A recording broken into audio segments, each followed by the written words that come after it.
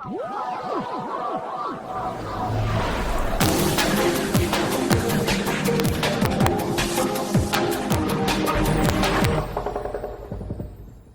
and welcome to episode 25 of Subplot A Course, a podcast discussing a new science fiction work on the second Tuesday of every month.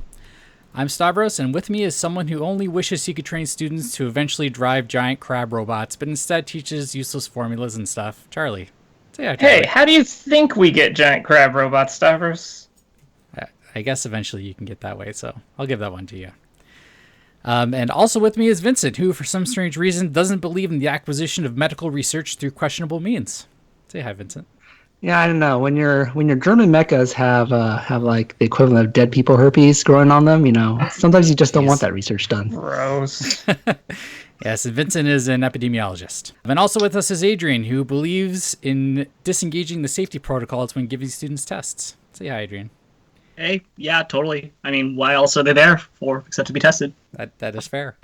Adrian is an English literature PhD candidate and teacher. And today we're going to be talking about Mecha Samurai Empire, published in 2018. And I'm happy to say that we also have a very special guest with us this episode, the author himself, Peter Tieryas. Welcome, hey. Peter.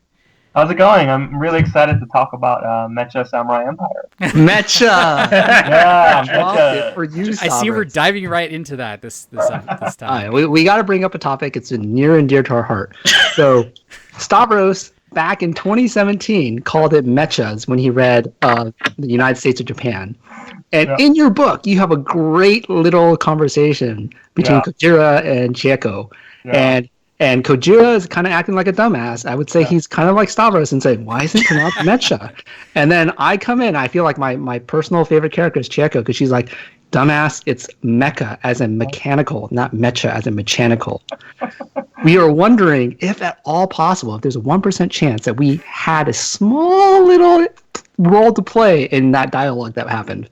Absolutely. Definitely the whole Metcha pronunciation. Sorry, my throat's out now. But the Metcha pronunciation, I got really dinged for it, and a lot of people complained about it. And I had nothing to do with the audiobook, and so I was really frustrated by that. So in the second book, I actually put it in the contract that I would actually get approval over the audio just because of that. But definitely, yes, you guys played a role, and a lot of people brought it to my attention. Wait, so people harassed you about it and didn't assume it's just the audio people not knowing what they're doing? Yeah, in a sense, like they see my name, right? And so, I for me, it just, I just didn't understand it because it seems very straightforward. It would be mechanical, like Metcha or Mecha, but I thought it'd be like a funny little tribute to that little, real life experience with Kujira and Chieko talking about that. So straightforward, Stavros. So straightforward. Hey, in the second book's defense, in Mecha Samurai Empire's defense, the audiobook does a great job. The actor does an amazing job on the second one. Yeah, and I was so happy they got Joel De La Fuente, who played Inspector Keto in Man in the High Castle. Oh, right. So I was really excited about that connection. And obviously, Man in the High Castle was a big inspiration for me. So I really loved his performance, both in the TV show and for the audiobook. So I actually have not been able to listen all the way to the United States of Japan audiobook because that part about the Metcha bothers me so much. Mecha Samurai Empire, I've actually listened to the whole thing, and I really loved it. So yeah, you did a great job. Excellent. Well, so before we get into any further discussions, I'm going to do a little plot recap. There are spoilers in here, so if you haven't read, turn it off now and come back after you've read. So, but I'm just going to do a quick little recap. There's no pressure on me, of course, as the guy who wrote it is right here. So if I miss anything obvious, you have total clearance to correct me. But anyway, so in a parallel universe, the Japanese Empire and the Nazis have won World War II and control most of the world, though they are at an uneasy peace. Our hero Makoto is a war orphan of mixed Asian descent and is growing up in California, a province of the Empire. Mac himself is a teenager who plays a lot of video games, but dreams about being a mecha pilot, because in this universe, the mainstay of the Empire Armed Forces are huge walking tanks that basically look straight out of an anime. Unfortunately, Makoto fails his military entrance exam and instead joins the civilian Mecha Corps. He toughens up in boot camp, but unfortunately on his first mission out of training, a convoy escort mission goes awry when the Nazis' new biomech makes an appearance and totally trashes the escort force and most of Mac's teammates, and Mac himself barely escapes. But due to the heroics at that conflict, Mac received clearance to enter the military training academy at BEMA in Berkeley. And once he arrives, he's inducted into an elite training unit, the Tigers, and they start trying out advanced mechas that are being developed to combat the Nazi biomechs. Unfortunately, there are traitors in their midst, and the book culminates with an insane mecha-on-mech battle where Mac and his team finally end up on top and save the Bay Area, well, most of it, from the rogue Nazi invasion. And, there's other stuff in there like love story and food, but who cares? They're giant robots and they fight each other, and that's the cool part, right? The food's so good! So much food! Did I miss anything important? No, I think that's a great recap. Okay, awesome. All right, so let's actually talk about. So we did, in case it wasn't obvious, we did talk about. We did an episode on United States of Japan about 2 years ago. Mm-hmm. I re-listened to that episode recently, and the kind of the biggest, I don't know if you can call it complaint or maybe critique, is that there are not that many mecha fights in the United States of Japan. Yeah. And now there are hella mecha fights. So I hope everyone on this podcast, are you not entertained? The Empire's made out of mechas. It's Mecha Samurai Empire. We're just not letting this go. This is going to be the whole podcast. This is fun. Dang it. If you're not a Mecha Samurai, you don't belong in this empire. Just get out. But seriously, though, was that a critique that you took to heart when writing this, Peter? Yeah, I think to give a little context with the United States of Japan, I always envisioned it more as an alternative history, focusing on the dystopian element and sort of, about, controlling history, the thought police. And like the very first thing I wrote when I wrote United States of Japan was actually the ending. So like the whole revelation with his parents and, Beniko's actual past. So I actually went backwards from that. So I started with that and went forward. And so honestly, like I included mechas, but they were only sort of a almost like tangential aspect of it, and it was more about the relationship between Ben and Akiko. And so to me, I mean, honestly, I just love mechas, and so I wanted to incorporate them in some way or form, and I never expected that to become sort of like the focal point and sort of like the highlight of the book. And a lot of that had to do with obviously the artist. He was introduced to me by a friend of mine I used to work with at LucasArts, and he just said, "Oh, dude, I have like this amazing mech artist. If you're looking for someone who's doing like mech art, like ask him." So his name's John Liberto, and he kind of ran with it, and it just kind of exploded, right? So for me, I love the mechas, but I never viewed them again as like a central point of the United States of Japan. And so when I saw how excited people got about it, I in turn was like, I got to channel that inner love that I had for mechas growing up, and so Mecha Samurai Empire was sort of born out of that. Oh, interesting. So the rest of you guys, did you feel like that, was a high point? I mean, obviously it's on the cover. It's supposed to be a significant part of the book, but was that a high point versus the United States of Japan? I think the overall pacing of this book was it was kind of like much more rapid and much more page turny. I felt like everything flowed really, really crisply from fight to dialogue to fight to dialogue. And so in that sense, I feel like but it was a very different type of book. The very first book was much more of a personal interaction kind of book, and a little bit more film noir, a little bit more like about the dystopian world that they live in. And this book is more about like a kid who's dreamed of always being a mecha driver. And I did really like this book a lot. I would say that I enjoyed the pacing of this book more, and the fights definitely contributed to that. They're very well described and very, very creative. Crab mechas, upside down, it was great. It's kind of more of a drama, the first one, right? Felt, well, at least remembering back. And this one's kind of more action-y, maybe? Is that what it is? I mean, the noir version, comment makes a lot of sense here, right? Whereas, you're dealing with kind of the seedy underworld of a dystopian society, right? And this is more of a coming-of-age story, it feels like, right? That's naturally going to be a lot more uplifting and a little bit more sort of less politically muddy, let's say, right? Like, there's going to be a clear kind of, trajectory of going to goodness, I suppose, which is what we tend to think of as maturity, right? Yeah, fair enough. And another big different point of difference for me is, in the first one, there's a lot of kind of in the same way as Man in the High Castle, where there's, some media out there that points to, the existence of another universe where, like ours, where, the World War II went a different way. This one kind of goes more along the route of you just kind of accept the world. There's no more direct comparison to our reality, and it just kind of goes on its own. It's just doing its own thing. It focuses on a citizen of the Empire, and the surviving American terrorists are jerks and no one likes them, and the Nazis are the big threat, and it just kind of goes with that. There's no more focus on comparing to our reality. That's my question, actually, which is like, I think the first book does such a really good job of being a very complex political situation, right? Where, there are so many good things that come from Japan sort of taking over the world, also some really bad things. Same thing with America's defeat, right? That there are certain American ideals which are trumpeted and certain ones which are made fun of. And I'm just sort of curious what you guys think of. Is this book a dystopia or not? I think I felt like this book, it's from the perspective of someone who's like more bought into the whole system and everything like that. But it means it can be a lot more subtle in terms of how it criticizes its own system and kind of lends itself to being maybe even like a criticism of like real world systems rather than just an alternate history of like, that would be terrible. Is that the intention, Peter? Yeah, absolutely. Let me know, because I can go on again. I really want to hear what you guys have to say. And again, also feel free to criticize. I'm fully cool with it. I have criticisms of my own. But if you criticize, you're going to end up on the German wall of shame. I'm going to put you in a cage and you're going to cry for years until you that's die. Really extreme. Jeez. Vince, that world's not the real world. That's the alternate history. That one's the alternate. This is the one for the U.S. Oh, I get confused about that a lot. Yeah. What were you saying there, Peter?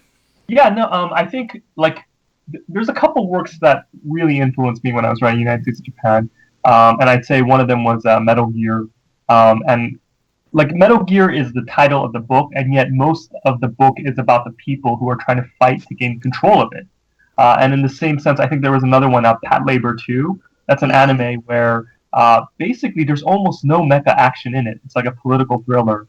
And I really love that. Both of those, I went in expecting huge mecha fights, and what I instead got was this huge, kind of delving into the spiritual and philosophical elements of humankind and human nature.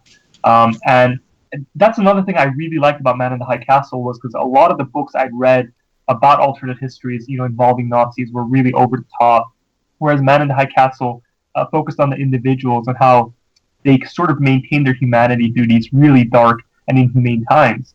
And so I kind of wanted to pay tribute to that while also paying tribute because I grew up in Asia for a couple of years, and a lot of the stories that are in there are kind of stories that I heard growing up about the occupation. And so, again, these are the things that were on my mind. With Mecha Samurai Empire, definitely, I kind of try to think about it. Ben and Akiko are sort of in the midst of it, right? Because Ben's a censor and Akiko's part of the Tokugawa Thought Police. Whereas Mac, he would not actually be exposed to any of this. So as far as he's concerned, life is great, right? Empire's wonderful. And I think one of the things that really shocked me was just hearing about the Iraq War and what was going on over there. It's sort of the contrast of what we were told. Everything's great, everyone's welcoming us, and then actually hearing some of the death tolls and what's actually going on over there. And that huge contrast was really startling for me. And that's kind of what I wanted to show through Mac, where Mac has this view where, the Empire is great, everything's perfect, and then as he slowly starts to see what's going on outside and the outside perspective on the United States of Japan, he starts finding out, it's very different, right? And again, the idea of good and evil changes depending on the perspective, to simplify it. And so I had hoped to show many of the similar themes in the United States of Japan, but to do it in a, you guys were mentioning, in a more subtle way, where it's a matter of revelation, where hopefully you come to that discovery through the process of the book rather than me just kind of shoving it in your face. Yeah. And it's interesting because in the United States of Japan, it's kind of similar to 1984 in that, both Beniko and main character in 1984 are in the position to see the flaws of the system more easily, whereas here, he just wants to drive some robots, man. That's all he wants to do. I was going to say they're both 39. That was a tribute to 1984's Winston. Oh! Interesting. Nice. Cool. Actually, this book makes me real like one of the things I really loved about this book is how it made me rethink a lot of the references that you pull from, and like referencing Pat Labor 2, for example, it just made me realize as we're talking here that sense that like mecha anime from like the 80s and 90s, they had a very big like sort of government bent to them in a sense, right? That made a lot of sense. Right? Like how else do you get the resources to build giant robots? Yeah. And somewhere in like the 2000s, right, we got into the sort of the Power Ranger mold of things, right? Where it's like all these like remarkable individuals who have like these magical, powerful, individualized mecha, essentially, right? I'm just sort of contemplating like what happened there and why that difference, why that change happened. That's a good question. Maybe like the demographic change, like with Power Rangers, maybe it's skewed younger. I'm not sure, like in terms of what caused that transition, but I do know, like speaking of government, like one thing, and I think it just released on Netflix, that really influenced me was Neon Genesis Evangelion. Right. And the realism behind it and how I actually just wrote about it at Kotaku this past weekend, but one of the things that I liked was how much even just between like the sort of like the officers, there's a level of politics where you have to kind of make a pitch for what you want to do and like, shoulder the risk on your, basically the burden is on each officer who kind of proposes their idea. And when you actually implement the plan, you get into like, how do you get the energy for it? Like, how do you scout out the locations? And it gets very into like the tactical element of like, Shining Force, which we were talking about before the podcast.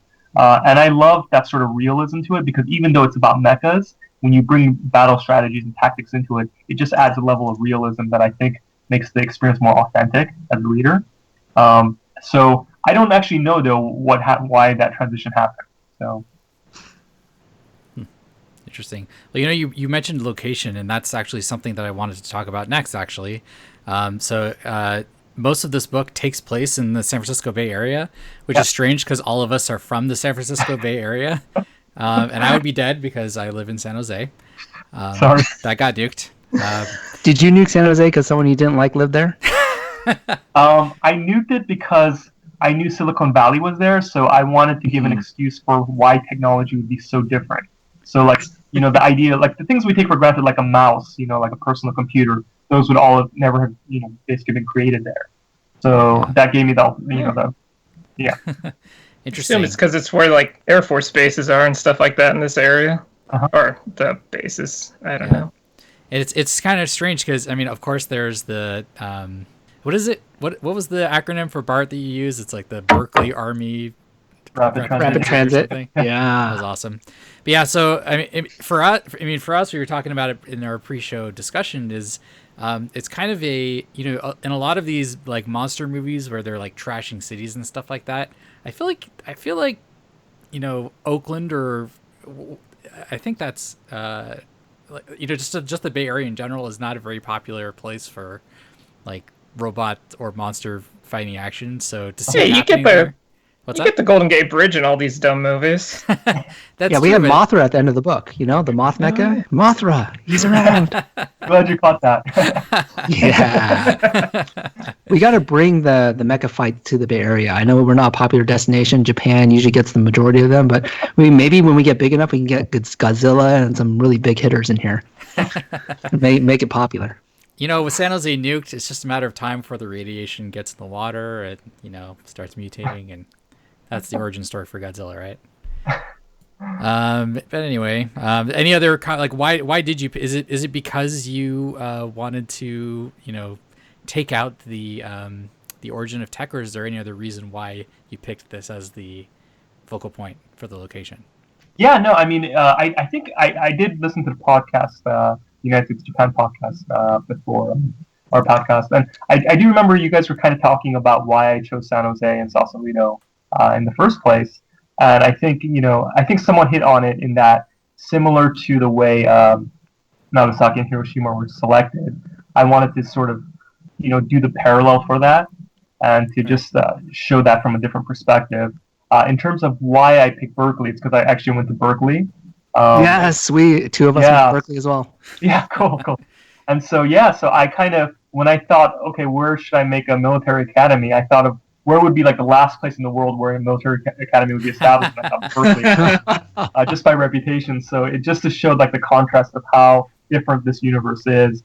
And I have lots of really good memories of Berkeley. And ironically, like there was actually a sequence I wrote in the book where there's like a memorial with a bunch of hands sticking out of the ground, and I actually went back to Berkeley with my wife, and we were walking around, and for whatever reason, I was like, oh, I gotta find this memorial, right, with all the hands sticking out, and we spent like half an hour looking for it, and I realized it was I made it up in my mind, and but I thought it was real. And that's how much I got into it, right? Where when I was writing it, I could imagine all the scenes at all the different places and locations in my head. So, like, even when they talk about the underground shrine, to the Fox class mechas, I was thinking about, the library that goes underground, and just how far it goes down, and I wondered what if there was more, and there was all this secret stuff underneath. So, again, like, it felt more real to me writing it that way. And I also, like you guys pointed out, though, I really wanted to bring San Francisco and Berkeley to life in a science fiction setting. So that's also, I think, one of the things that really attracted me to Philip K. Dick was in his writing, he'll often talk about places that I know, right, in the Bay Area. And I just really love that. So again, that was like a thing that inspired me. So when I try to write, I really try to write about the locations that I'm familiar with. So again, like Granada Hills, that's a place also that I lived for a little while. So that's again why that's in there. And with Berkeley, again, it was my sort of drawing on my own past. One little odd bit of trivia is that I was actually in the Air Force ROTC for a semester. And during that time, what was so cool was there was an officer, or he actually was an enlisted soldier, and he was trying to become an officer. And he was like one of the coolest guys around it, and he kind of took me under his wing, and he told me all these stories about the military and Air Force and all that stuff. And some of the scenes that you see in Mecha Samurai Empire were kind of inspired by the spirit of like hanging out with him and just like, listening to all the stories and the lore of the Air Force. And just like there was all these traditions, and like I even remember they actually had a fraternity, and part of that fraternity was that when you joined, they would actually blindfold you and take you to this area, and there were all these candles everywhere. And they had all like this whole history and stuff. So again, I drew on that for when the Mecha cadets actually get their initiation, right? So they give you mass amounts of pain until you almost pass out, right? Yeah, that's totally part of it. That did not happen, but yeah, no. And the other reason why you couldn't nuke Berkeley is because we got, for the listeners who haven't been to Berkeley before, we actually have signs posted around Berkeley which say nuclear free zone. So, the signs, they just ward off any nuclear bombs. You just can't bring them in. That sounds totally reasonable to me. All right. Well, so to go back to something we were talking about a little bit before, just kind of the anime influences for the book. So I have just a disclosure. And I'm sorry if that means we can't be friends, Peter, but I'm not a huge fan of anime. I didn't watch it growing up. I think these guys maybe have a little bit of a different opinion. You guys are into it, right? We're not friends with him. Yeah, we can't be friends now. Sorry. I don't know. We're shutting down the podcast. That's also the reason why he pronounces it Metcha, because he just did not get exposed to all these. I didn't have any experience. I didn't know. Yeah. But anyway, so as a guy that is not totally into anime, I kind of picked up, like, there are certain parts of the book where it's kind of a very classic, like, high school kid, like, is kind of a nerd and a gamer, but like he gets called upon to do awesome stuff, and then he rides giant robots, and then he's amazing after that. So there's kind of, to me at least, as a admittedly uneducated person as far as anime goes, there's kind of like this element of like the stolen bit of anime there. But then I felt like it like contrasted with this really in your face kind of gruesome violent stuff that is definitely not the stuff of I guess there are some animes out there that are like have a lot of that are pretty graphic and stuff like that, but for me at least it felt like there's this in your face Nazis blowing like especially in the what stood out to me is the crab mechas getting wiped out, and then poor Spider. I really like that guy. The Joel De La Fuente did a great job with his accent. But anyway, so there's a lot of I felt like it was kind of like contrasting tones there between like the high school kid is really awesome versus like, oh geez, like that's right, Nazis are murdering people and there's lots of violence going on. Stavros, we've read enough of these like young adult fiction novels where this should clearly stand out, where like the main character has flaws. He has to work his way through like a different program system to kind of make his way up. Like I figured it's like we've read stuff that isn't strictly anime inspired. That's far more like the main character just knows how to do everything. That is true. Actually, we talked about that in the United States of Japan, where he's like a super hacker genius. In the United States of Japan, I actually thought that Beniko was like a shadow version of you, Peter, because he was like a gamer. He was a game programmer. I was like, man, he's getting out a lot of frustration in this book. And then I read Mecha Samurai Empire, and I was like, oh, this is the heroic side of Peter. Like, he's just writing about his ego and his id. He's getting it all out there. This is him. Put them together, and that's Peter. Yeah, no, I definitely, with Mac, I really took it to heart in terms of like the anime, where there's like this sort of heroic character that basically has no qualifications, but is somehow super good at piloting mechas, right? And just based on what I know about driving tanks and even flying jets, like if some kid, a 13-year-old kid, got into a jet and just started driving it or piloting it, they'd burn and die, right? Dead, yes. Like, there's no way, right? And so, like, to me, I really wanted to add a level of realism, but it's also like like Mac's struggle, I think, and journey is sort of an allegory for my own life, right? Trying to be a writer and also, working in the industry, right? And where just starting at the bottom and kind of working my way up, right? So, I mean, for me, like, the way I think I view myself less like Ben and more like Mac, in that, Ben is like the super genius, right? Whereas Mac, he's very flawed. He's actually, of the 5, Tiger pilots, he's the worst pilot, right? And the main reason he makes it is because he's so stubborn and persistent, right? And he just keeps on fighting for it. And I think that, to me, like, when I see characters like that, I'm way more inspired than to see a character who's like just awesome all the time, right? Because it's hard for me to relate to that kind of character, and that's really what I want to focus on. And I kind of wanted to tell. I took sort of the tropes and sort of the paradigms of the mecha anime, and a lot of like Ender's Game, right, where the guy's just a genius. He's so good at fighting naturally. And then I kind of reversed it, where you go in thinking, oh, Mac's going to become a mecha pilot, right? All the odds are against him.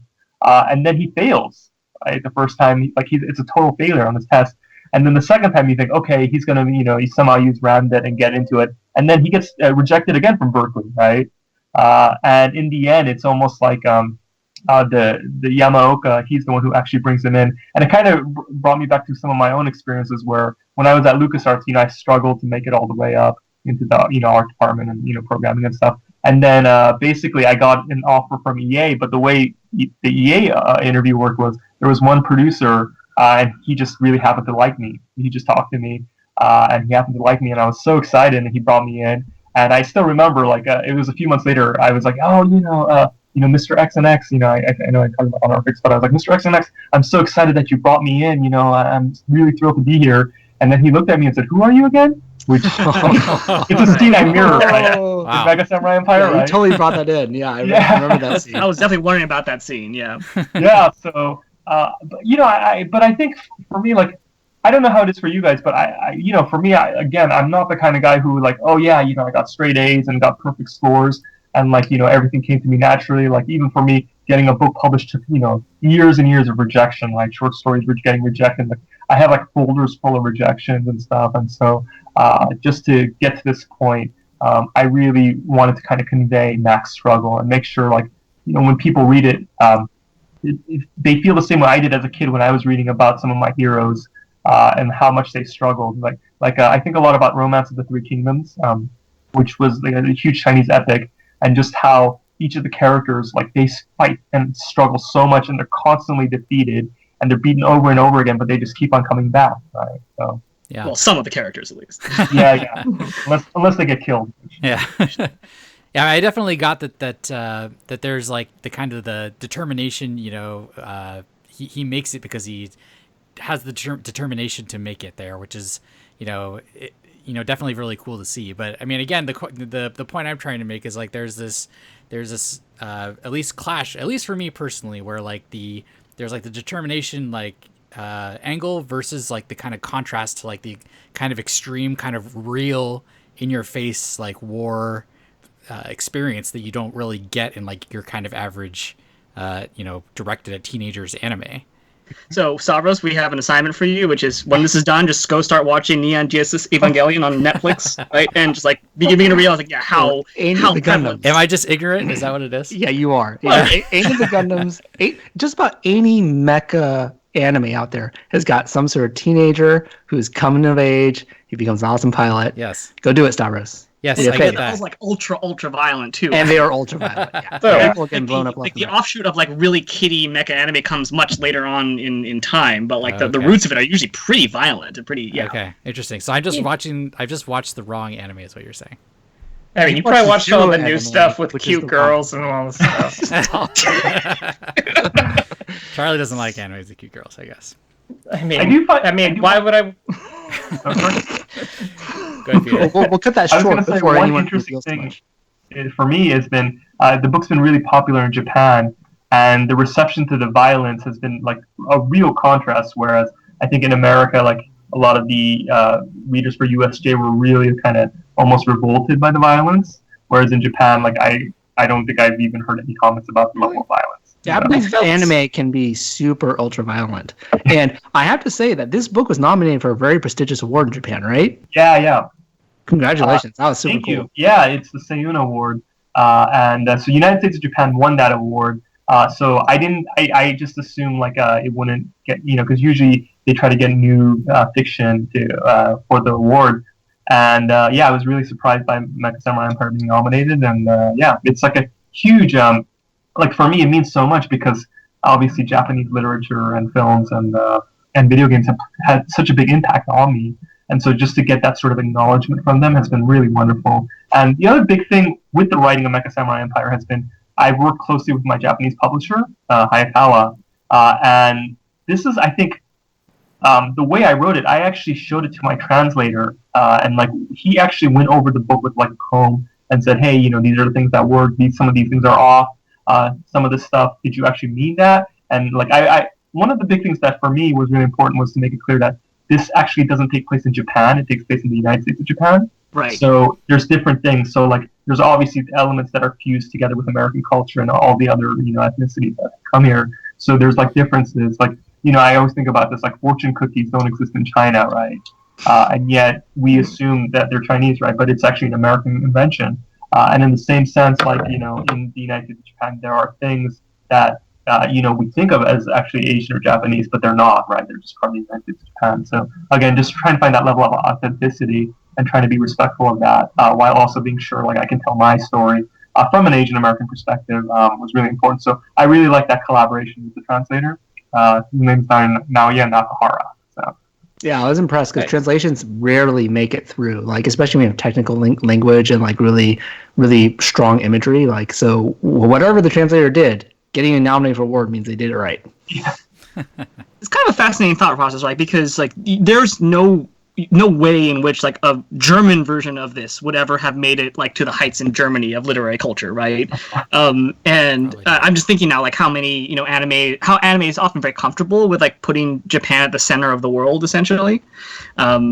Just thinking about that, like that a world in which the Nazis won would not ever sort of make any big splash in Germany, or would probably look very much down upon. Even possibly, right? Yeah. Well, Man in the High Castle is pretty big in Germany, isn't it? Or is it? No, I didn't know that. That's cool. Yeah. Yes. So I think it just depends on the perspective and how you frame it and stuff. So It's interesting because a lot of Japanese anime puts the United States in a very bad light, but we love Japanese anime. I mean, like we'll watch it all the time. So it doesn't necessarily mean that just because it's anti your culture, you're not going to watch it. Sometimes you're just watching it for the elements of like the storytelling and the characters and whatnot. That's true. And, and to go back, we're talking about like how much of, of yourself you're putting into Mac. I wanted to talk a little bit about identification with the characters here. Yeah. In my personal experience, when I was reading this, and Mac is just like this kind of like chunky, high school kid that plays a lot of video games. I'm like, this is kind of me. I was kind of like no, Stavros, you didn't say kind of me on our call. You said that's totally me. Oh, okay. All right, I stand corrected. It was totally me. And then of course all this crazy stuff happens to him, and he gets put into boot camp, and he's actually like his love for piloting is making him actually stick with it, and then I was reading that and I was like, maybe that's not me. He had a lot of gumption to stick with that. Did you guys have any other experiences? Were you guys really on board with Mac or any of the other characters specifically? Definitely Chieko, because he called Kujira out on that Metcha Mecha thing. Just because of that one line. Yeah, I identify as a woman. I don't know if you guys do that. That's fine. No judgment. It's okay. It's a good thing to do. Yeah, that's true. How about you, Charlie? Did you pick? Yeah. Did you feel like you were on board with any particular character? Well, I liked how the book went on, how he had this duality where he was still super into becoming a mecha pilot and all that thing, and yeah, he would have his like really down doubts, but even throughout it all, he was pretty sober about kind of the reality of it all. Even though when like really cool things happened, he'd get super excited and into it. That all felt like really real in terms of, you know, a complicated political system like that and people participating in those positions. Okay, interesting. And how about you, Adrian? Did you feel like you were really on board with any particular character? I mean, probably Kujira. I think what's sort of cool about the way the book ends and Kujira's character is that it's very emblematic of like a non-Japanese perspective, right? It's an Asian American perspective. Like it ends with this triumph of individualism rather than the sort of strong hierarchy that Japan seems to present itself, right? The completely oriented towards the emperor hierarchy, right?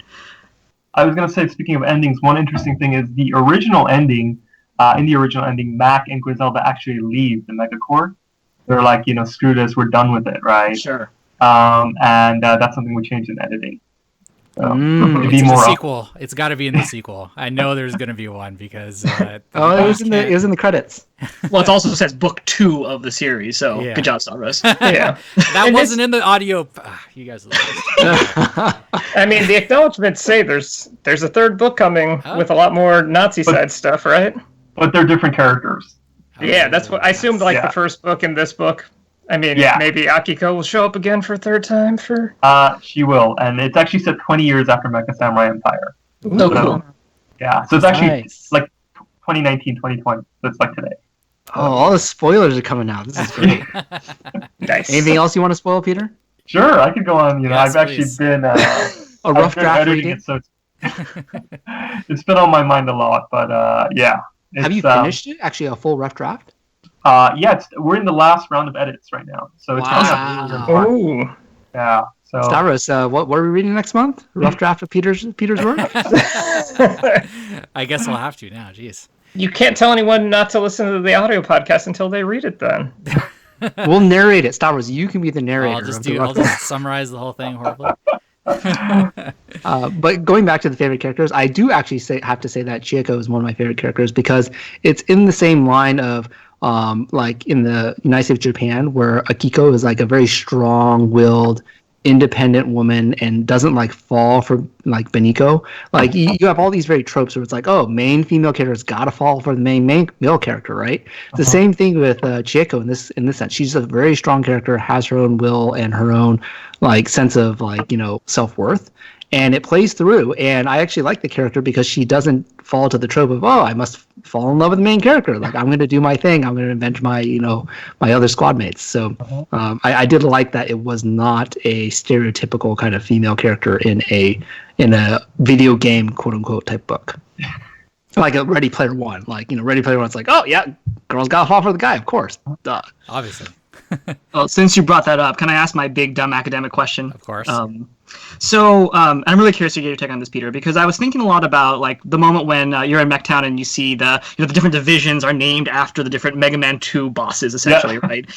And it just brought to mind that like there's something about like, you know, gaming books. Like I think about Austin Grossman's You, which is like entirely like a review of the history of video game development, right? Or Ready Player One, right? That there's so much anxiety about like creating a kind of gaming canon of references in any time like gamers are invoked. I'm just trying to sort of figure out for myself like why that would be the case. Like most canons, right, tend to be sort of created over a long period of time and tend to be kind of unconsciously created, right? That set of references that a community shares.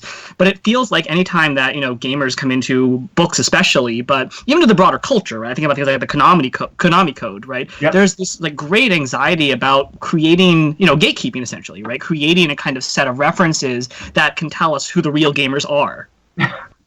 Yeah, it's an interesting question. Like even just like because when I write for Kotaku, I get people questioning like, who are you? Are you even a gamer, right? And I'm like, wow. Really? Like I've worked in games my whole life. Like I've changed the course of my life because of games, right? I write about games, like through my books, and so I don't fully understand it, to be honest with you. I think, I wish I could understand it because for me, like I think like with Mac, For me, games was a sort of bridge for me to communicate with people, like no matter who they were, where their background or whatever. If they like games, I could talk to them, right? Like, so it could be like, oh, hey, did you play, the recent Final Fantasy or Chrono Trigger or whatever, like we were saying, Shining Force, right? And immediately, like, we have this sort of context where we kind of understand each other, at least from that perspective, right? And so to me, that is what makes games so compelling, because it's almost like a commonality and a shared experience. And so I don't fully understand it. I'd love to hear your theories on it. I mean, it started me thinking, because I just thought that, like, there aren't very many genres of book where this kind of referencing can happen, right? Like, you don't see Westerns, like, making references to, like, little bits of current popular culture, right? Yeah. Or horror movies or horror books or mystery, right? It's largely science fiction. But then I thought more about it as, like, yeah, I mean, I guess that makes some sense, because, speculative fiction is all about sort of cause and effect, right? And so it makes sense that you pull from a certain register of references from today. So what is it about, like, gamers today? I mean, part of it, I guess, might be our kind of perception of us as being kind of insular figures, right, and desiring a sense of community, right, an activity which is so kind of isolating. You really want there to be a sense that there are people out there who you can connect with, but that feels a little facile nowadays, especially that since gaming is bigger than movies, right, in terms of the amount of revenue made.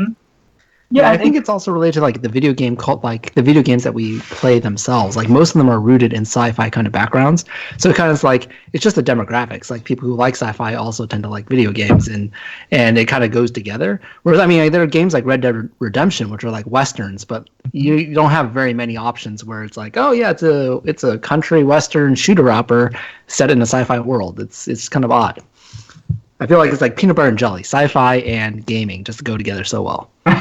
It's true. It explains a lot about this group. Well, one of the things I really like in this book is you establish very strongly in the first book, but also mentioned this book, is like the gaming industry is very tied to the military industry. Yep. So it feels kind of natural that rather than just being like references thrown in, that these people with these ideas who in Japan without a strong military presence today are developing video games, they'd be more involved in the military or these types of programs coming out. Instead of having your fun Dracula slaying video game, you have a robot with a giant chain whip.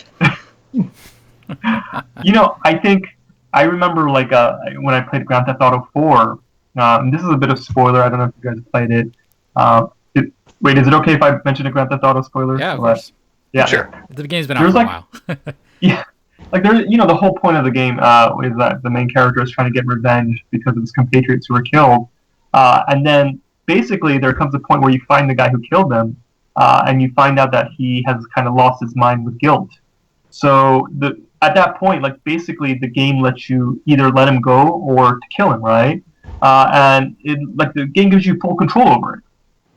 And no matter what you do, it doesn't actually impact I think it impacts. There's like a slightly different ending, but there isn't like a big moment where you're like, oh, how could you do that or whatever. It's almost so natural, right?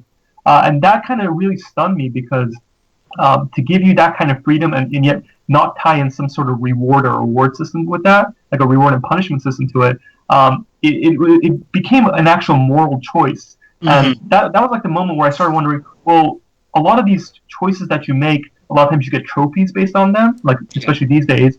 Where do these trophies go? Like, who tallies them, right? And that got me thinking, like, what if someone was actually extrapolating psychological data based on your actions in a game? And that kind of creeped me out, because I know, like, obviously a lot of the bigger tech companies are doing that already with just your searches, right? And like your friend interactions and stuff like that. So, like, say you can go through a game and you can kill a bunch of people, or say you can stealth your whole entire way through, right? Say that information actually got extracted and funneled to like some other company, and they based a psychological profile on that, right? What would that say about you? And that sort of level of control, that concept really kind of terrified me. And so that's where I got into like how the government could use that kind of information about you as a gamer, without you even realizing it, to kind of make determinations about your behavior and about your character. And then say they could actually collate that and like compare that with actual personal history and biographical data. That could sort of lead them to conclusions, right? So again, like that's where like a lot of these ideas came. And then again, when I was working at EA, I remember EA had because I was working on games like Medal of Honor. there was a lot of connections with the military, where the military was coming in and advising and giving suggestions and stuff like that. So that's where I just got to thinking, what if that became more natural and just became integrated in completely, right? Where there was almost no division, and so yeah.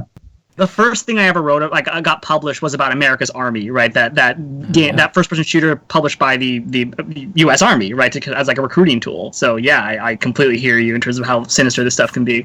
I mean, Hollywood reality.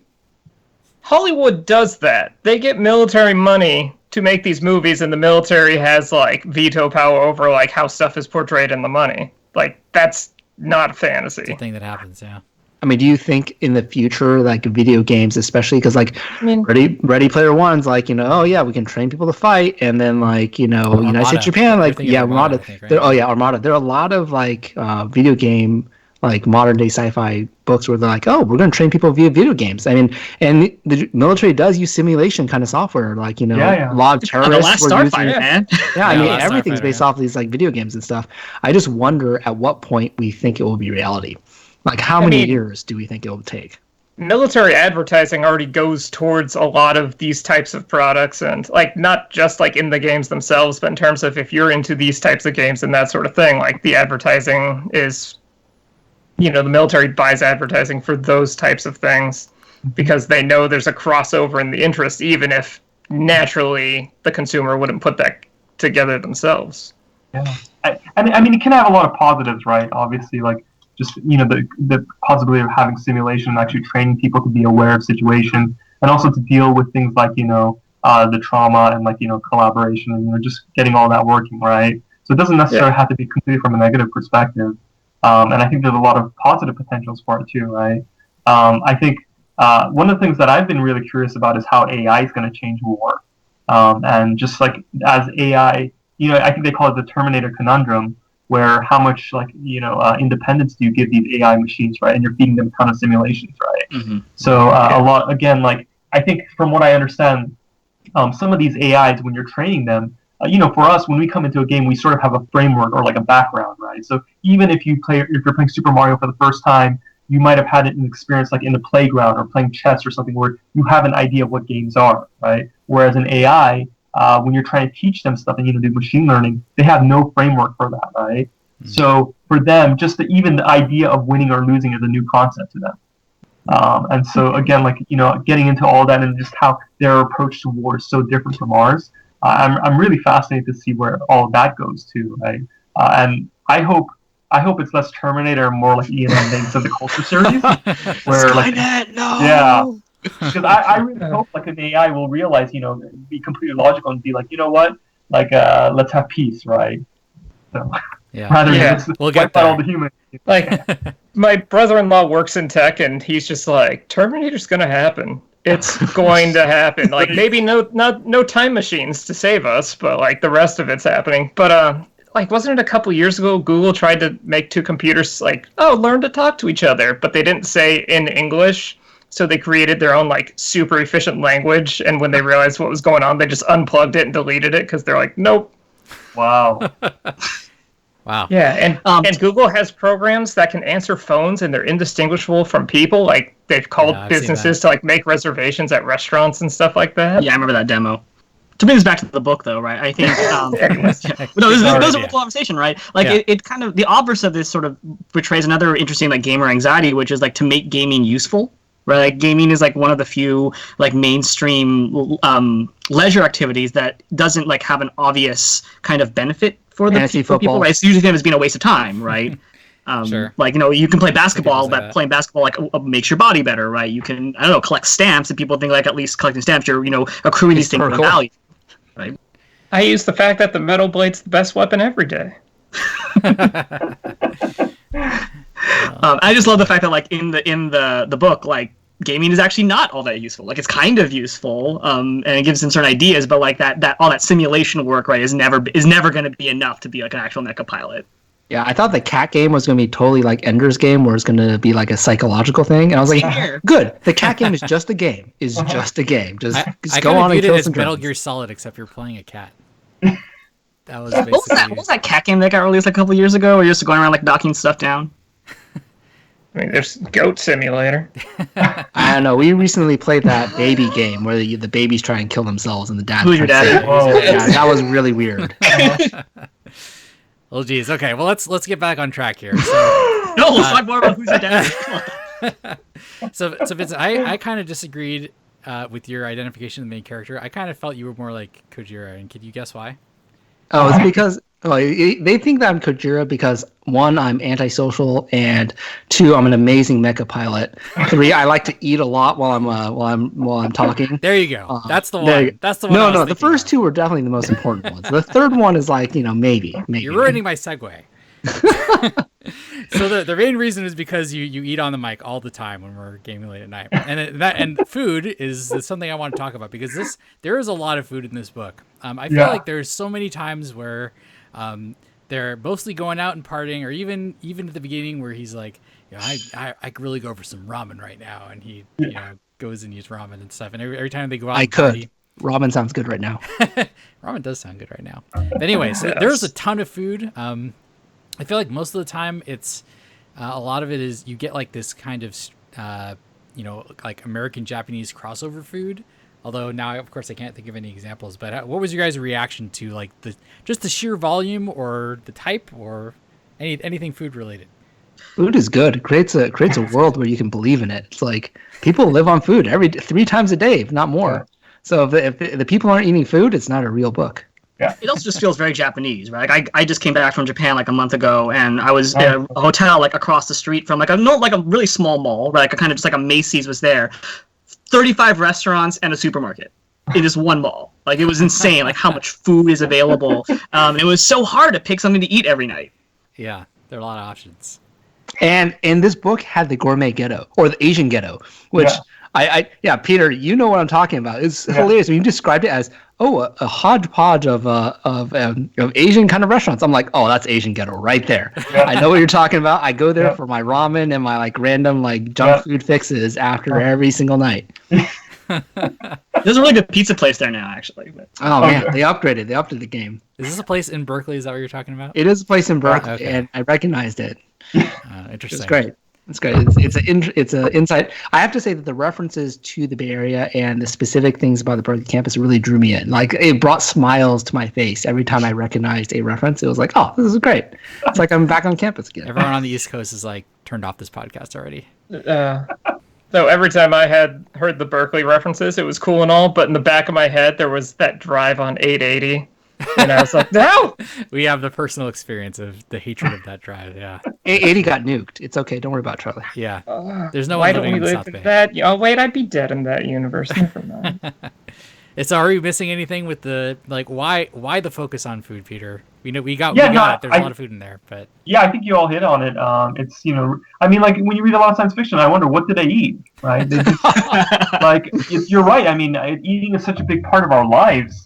And like, I mean, every day I'm like, what should we eat? What do we go eat, right? And like picking out places, and like really trying, different things. And I viewed it also as a really good opportunity to have like these character growth and character exchanges, because I think one of the things that I like to do is when I write any of my characters, a lot of times the best way I get to know them is to know what some of their favorite foods are.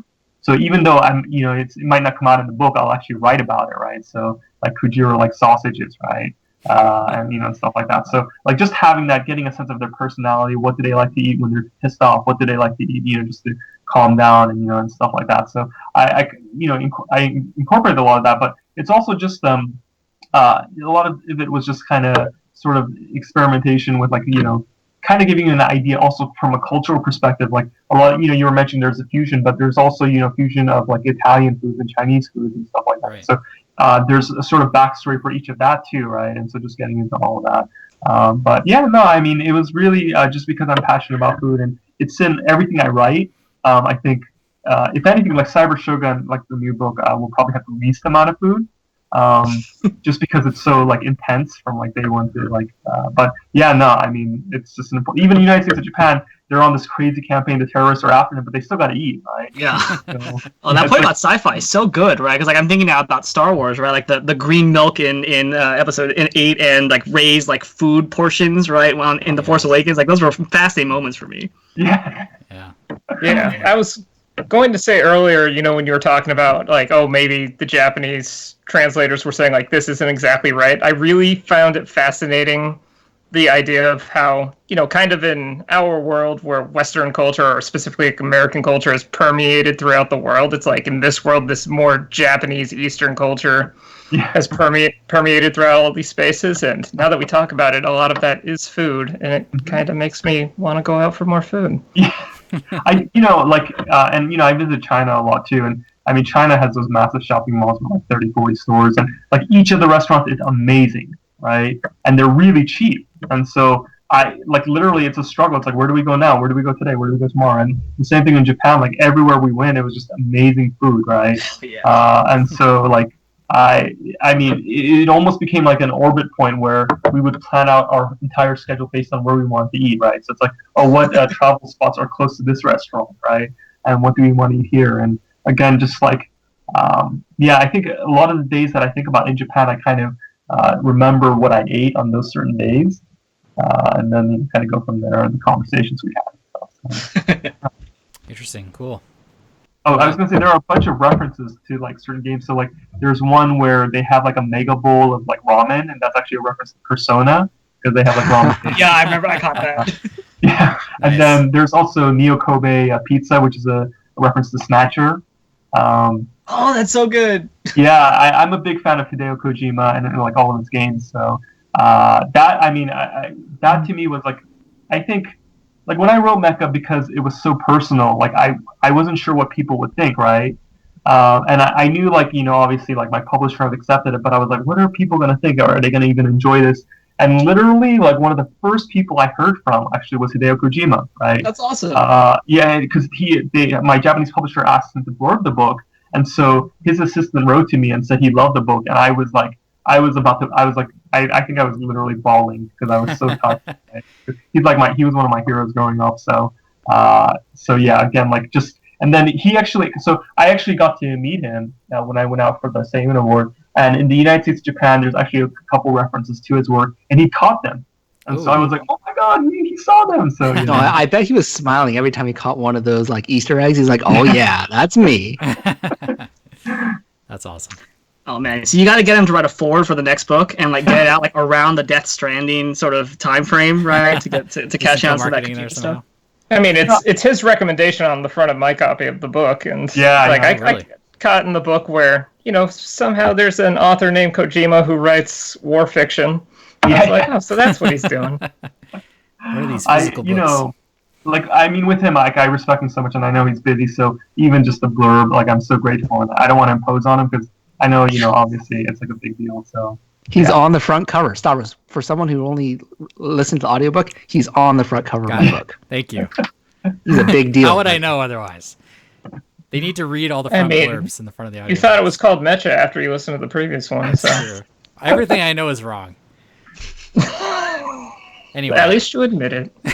Watches no anime, doesn't know anything about the book, listens to Metchas. Stop this.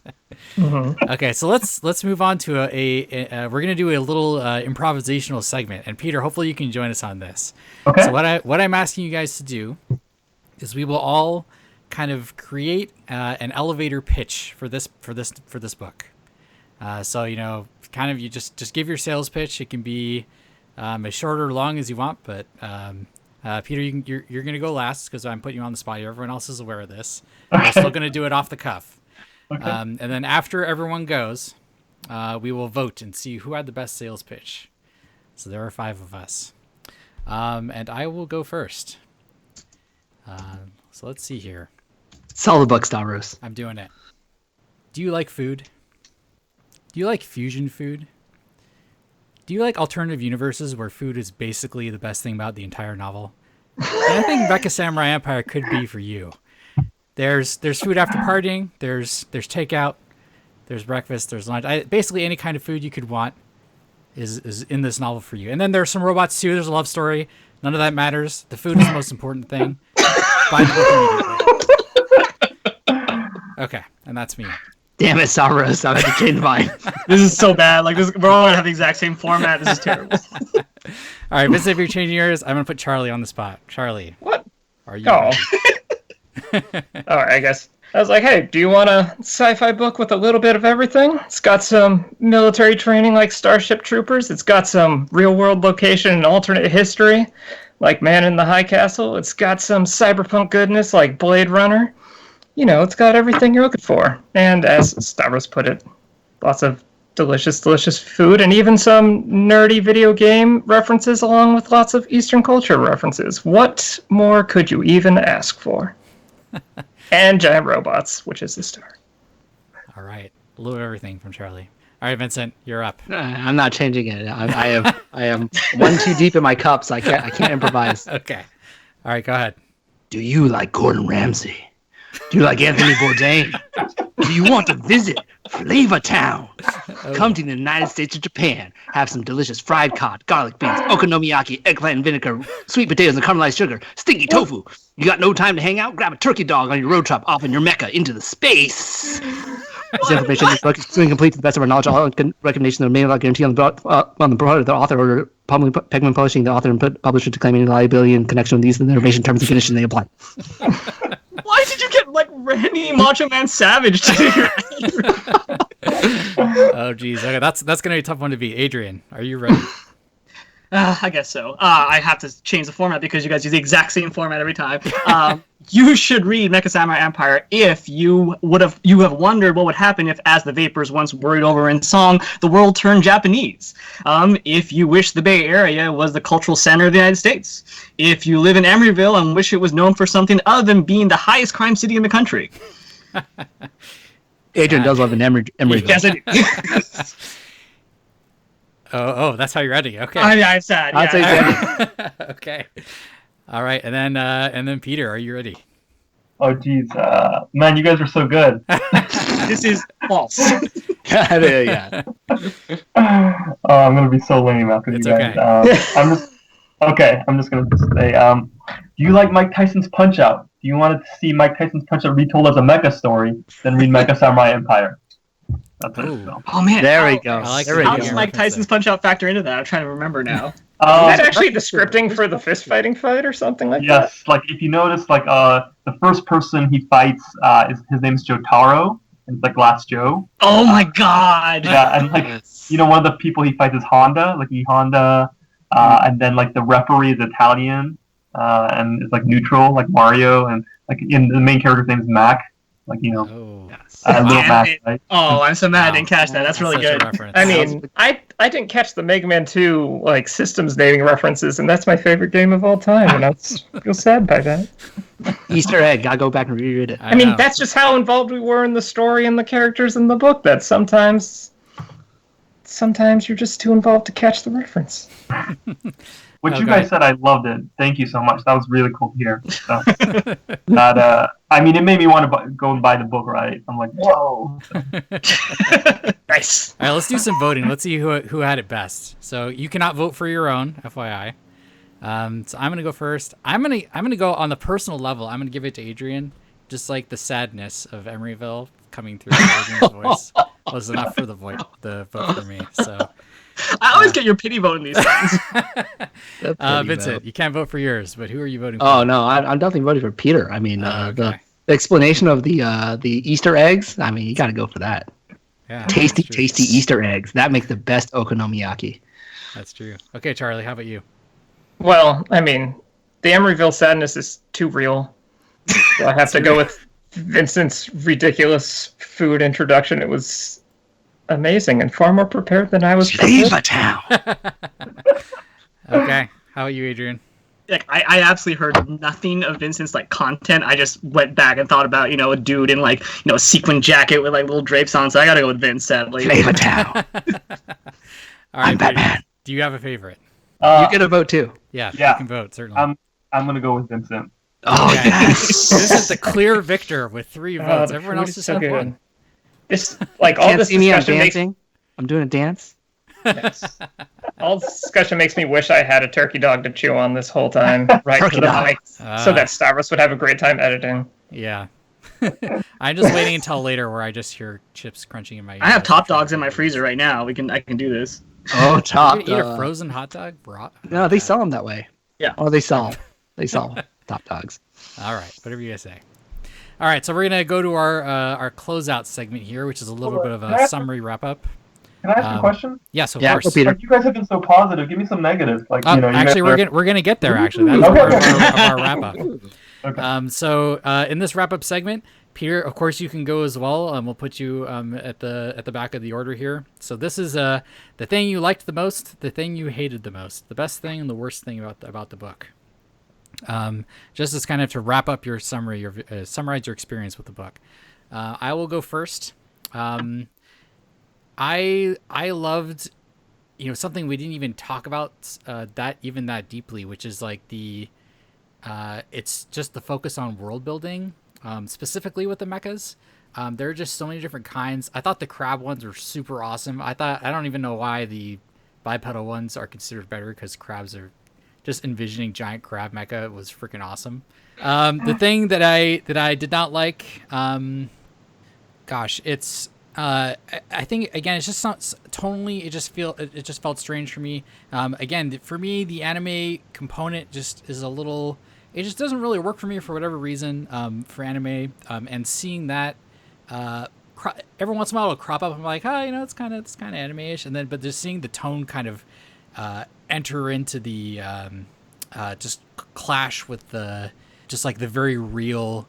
The biomechs, like, skin made of experimented on people, and, just like, it just became like, it just like turned from like kind of interesting, lighthearted video game stuff to kind of dark, too real, what if Nazis are still around type stuff.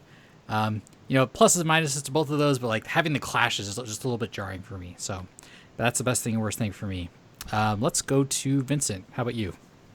So major plus about this book is the flow of the action. You rarely get really good sci-fi books with good mecha descriptions in terms of the fights.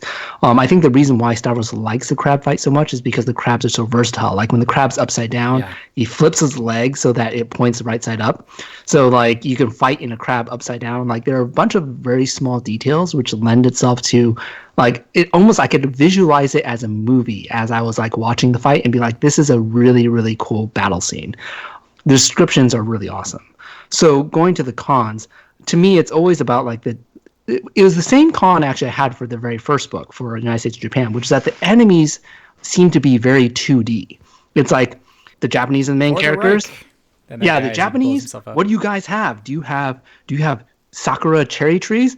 Well, the bad guys are the George Washingtonians, and we cut down cherry trees for breakfast. It was like, it felt like the Americans were so 2D. It's like, my name is Benjamin Franklin. I'm gonna cut you down. I'm gonna shoot you with lightning or something like that. It just felt like the Americans are so caricatured that was like, I can't believe that they're like this in real life.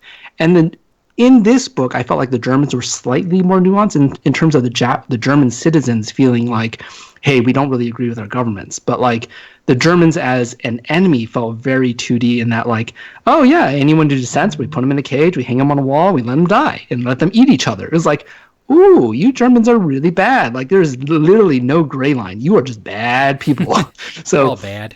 I always felt like there was more room for like the Germans to have their own story, like as in why are we like this? And it might be something that gets brought up in the third book or in future books. So I'm looking forward to that very much. Interesting. Okay, Charlie. All right. Well, I think I haven't listened to our podcast on the first book recently, but I have a feeling I remember being the most positive about it from all of us. Is that correct? Might have been, yeah. You're yeah, because I remember, I think I liked Ben a lot more than a lot of us. So when we got to the start of this, and it's first person, he's in high school, he wants to join the Mecha Corps. Like I was real worried that this was going to get a little more kind of like young adult, like watch him get in the thing, and he's going to be the best, even though he's just kind of the kid. But luckily, I was not disappointed with that happening. Like it seemed to build it up a lot more. I think I mentioned earlier, it's kind of like Starship Troopers, where it's, he goes through the training, he makes mistakes. Like you said, he's the worst of the elite that make it towards the end, but just like through his determination and being there, he can make a difference.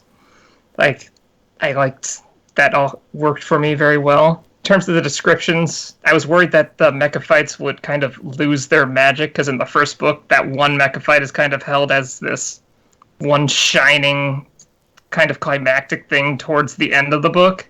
Right. But like Vincent said, with all the descriptions of all the different mechas and, you know, how they work, you know, him, like how he's operating the crabs and that sort of thing was really fascinating and really worked for me. Why is dead human flesh the best armor? That always bugged me a little bit.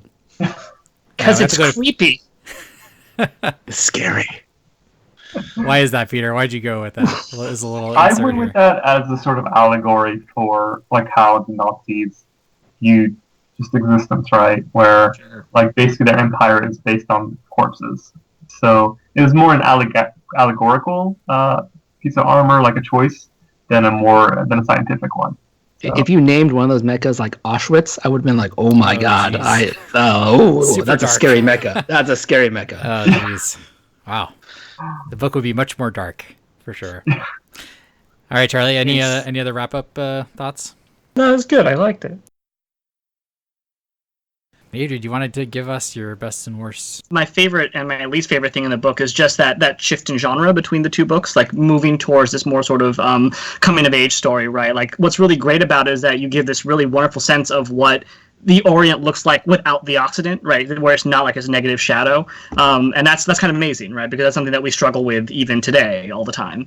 On the other hand, right, there was this really amazing article from Scientific American. It was like a blog post about the last few seasons of Game of Thrones, and how like what people were commenting on, like why they think the sort of the book. The show became worse is that there was a shift between a kind of sociological narrative and a psychological narrative, right? Like the books are really sort of talking about these large social forces that dictate what people do, right?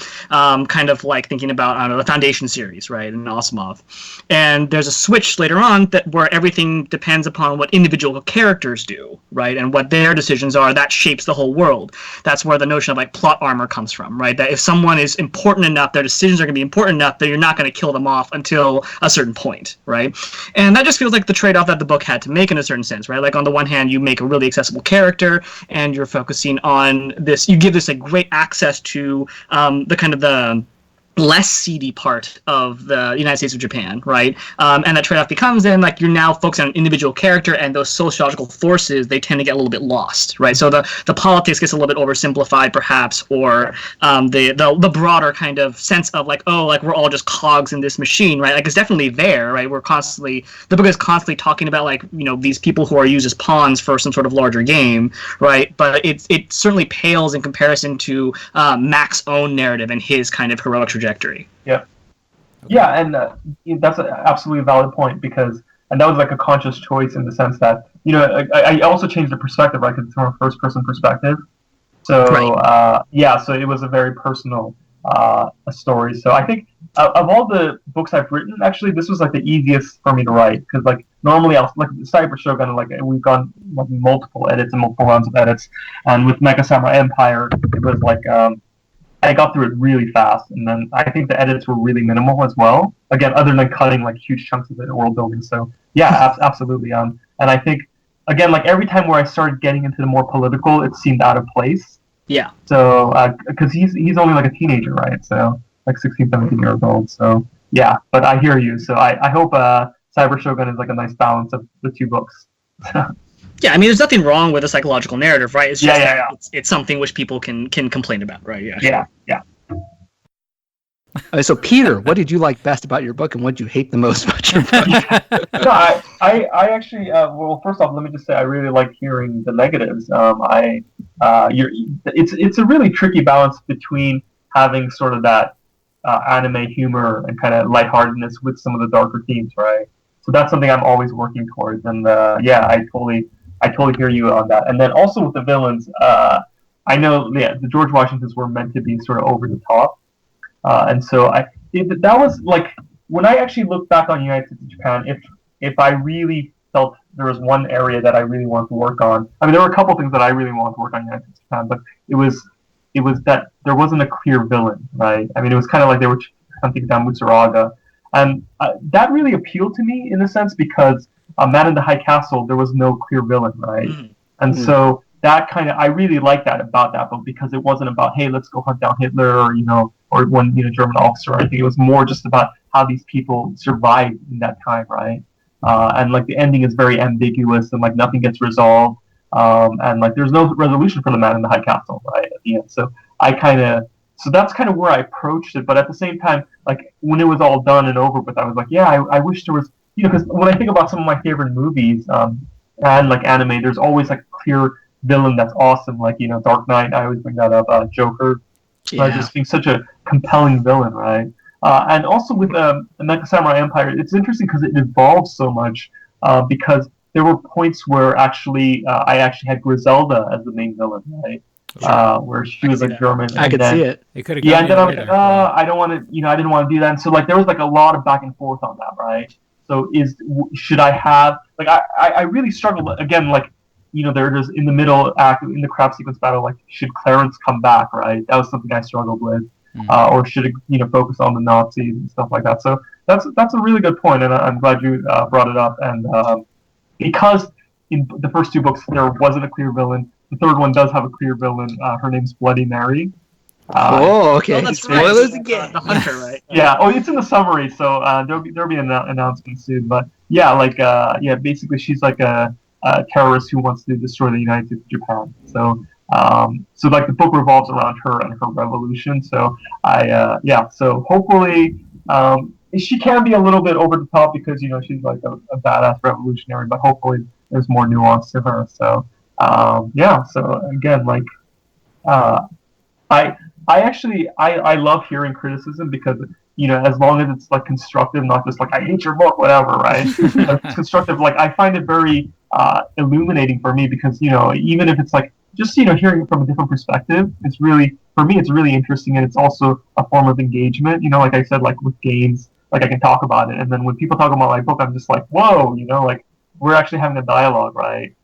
So I am really appreciative to you guys. So I just want to say that. In terms of like my favorite part, it was just like I think I broke down, like when I write my books, I have one word in mind. So like United States of Japan, I thought of the word sacrifice, and with Mecha Samurai Empire, I thought a lot about persistence. And so for me, like when I'm reading Mecha Samurai Empire, like my favorite parts are actually when Max fails, because he just keeps on failing, and I can feel like he's so down, right, and he's so depressed about the situation, and like I remember feeling that same sense of despair, right, and desperation. And so I really like the fact for myself personally that he fails so much. Like again, like you go in thinking, oh, he's going to succeed, and then he doesn't, right? And then when he gets into the training, again, like he literally, if his friends hadn't helped him, he would have been kicked out of the program, right?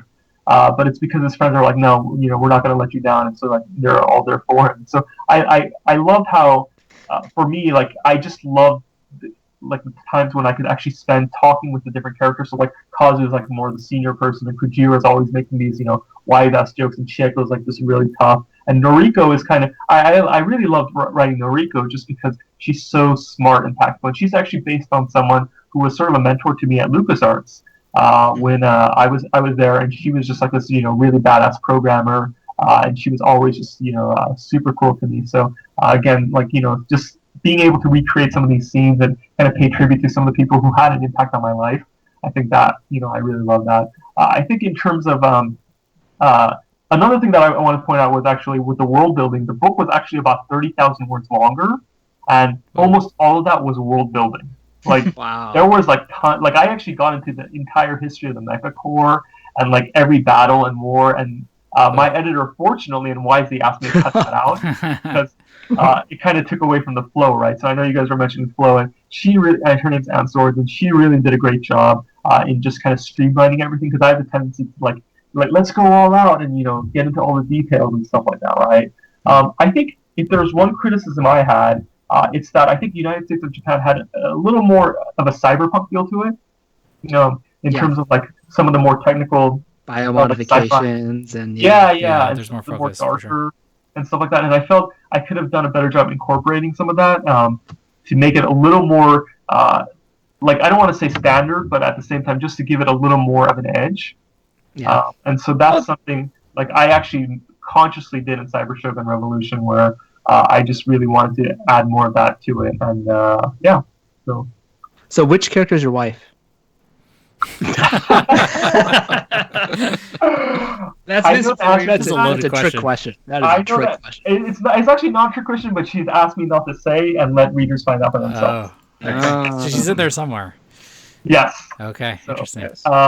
It might not be who you think it is, but she would not. She actually said let people find out for themselves. So yeah. Very cool. So I like to, I mean, you bringing up sort of the more cyberpunky type things. Like, I think that's when kind of I was like, okay, this is the same world as when, the whole thing with Hideki happens and he dies. I was like, okay, we're getting, like, this may not be the showcase, but this is still there and it's still a big part of the plot. And then especially with the Nazi pilots towards the end is like an even more extreme example of that sort of thing. Yeah, and like I had way more, and again, the book just ended up going way longer. And so, like, I mean, there was a whole other sequence in Berkeley where I kind of hint at it, but they actually have trials. So, like, there's treason trials at Berkeley, and that gets into like a whole thing. Yeah, and that was remember the subplot itself. But like again, that entire part got cut out. And actually, there was another a female cadet that Mac becomes friends with, and it turns out she's one of the traitors. And so that was another whole plot arc that I ended up cutting out. So I think she only comes out in one sequence where she has ramen with them, but it's like literally just one couple words and then she's out. Oh, that's right. that. She didn't get chashu ramen. She's definitely a traitor. Wow. So partway through the book, there was one thing that would just take one page to add in there. Is in like a lot of these, especially fantasy books like Game of Thrones, and even I think when we read A Fire Upon the Deep, like there's an opening page with like a map of the area of the world. Yeah. Like it's like reading the book is like I really want that, because then you're talking about, is Italy part of the Japanese Empire in the book? Because they got lots of Italian stuff, and I was like, wait, how does that work geographically? And it's like I want to see it. Yeah. Maybe what we need to do is just put a bunch of the world building and like commission some maps and just put them on the internet and it'll just be supplementary. Anyone that's really into it can download it or take a look. It'd be really awesome to see that level of detail. Okay, well, very cool. Well, we're right about to wrap up. Peter, did we miss anything obvious? Anything you feel like we should talk about before we wrap things up, or are we hitting literally everything important about the book?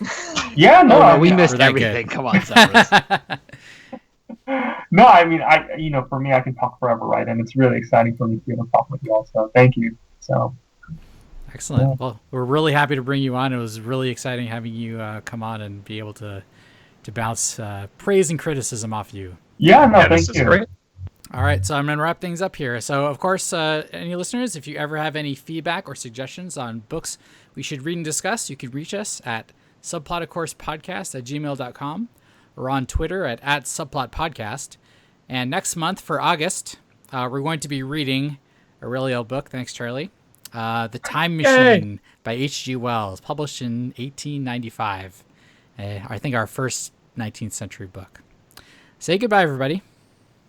Goodbye, everybody. Goodbye. Metcha, metcha, metcha, metcha, metcha, metcha, metcha, metcha, metcha.